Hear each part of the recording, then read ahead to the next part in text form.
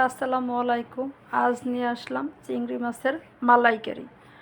প্রথমেই পেঁয়াজ, বড় সাইজের একটি পেঁয়াজ, 2-3 কোয়া রসুন, 3-4টা কাঁচামরিচ একটি জারের মধ্যে দিয়ে দিলাম, আর 2টো টমেটো দিয়ে এই মশলাটি পেস্ট করে নিব।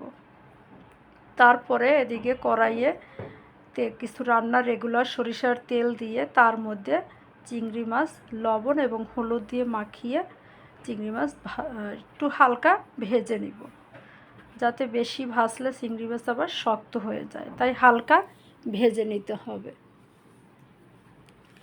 চিংড়ি মাছ ভাজা হয়ে গিয়েছে, এবারে আরেকটু তেল দিয়ে তার মধ্যে একে একে দিয়ে দিব প্রথমেই একটা শুকনো লঙ্কা দিয়ে একটু নেড়ে চেড়ে ভাজা ভাজা করে নিব।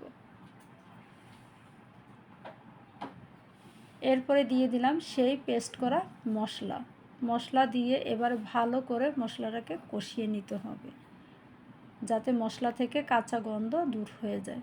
একটু দিয়ে দিলাম একটু হলুদ গুঁড়ো, একটু মরিচ গুঁড়ো এবং পরিমাণ মতো লবণ আর একটু ধনের গুঁড়ো দিয়ে ভালো করে নেড়ে চেড়ে কষিয়ে নিব।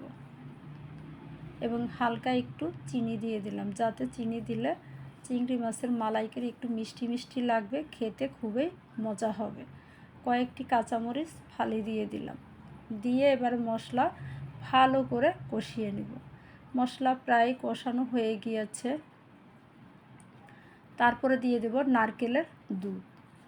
নারকেল গরম পানিতে ভিজিয়ে সেটার দুধ বের করে রেখেছি, সেই দুধ দিয়ে দিলাম।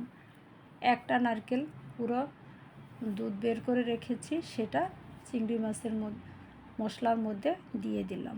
তারপরে ঢেকে দেব 2-3 মিনিটের জন্য। ঢাকনা খুলে এবারে সেই চিংড়ি মাছ দিয়ে দিব। চিংড়ি মাছ দিয়ে আবার ভালো করে নেড়ে চেড়ে মিশিয়ে দিব। যদি ভিডিওটি ভালো লাগে অবশ্যই লাইক, শেয়ার, কমেন্টস করে আমার পাশে থেকে আমাকে উৎসাহিত করবেন। এভাবে বাসায় একদিন রান্না করে খেয়ে দেখবেন, খুবই মজাদার চিংড়ি মাছের মালাইকারি।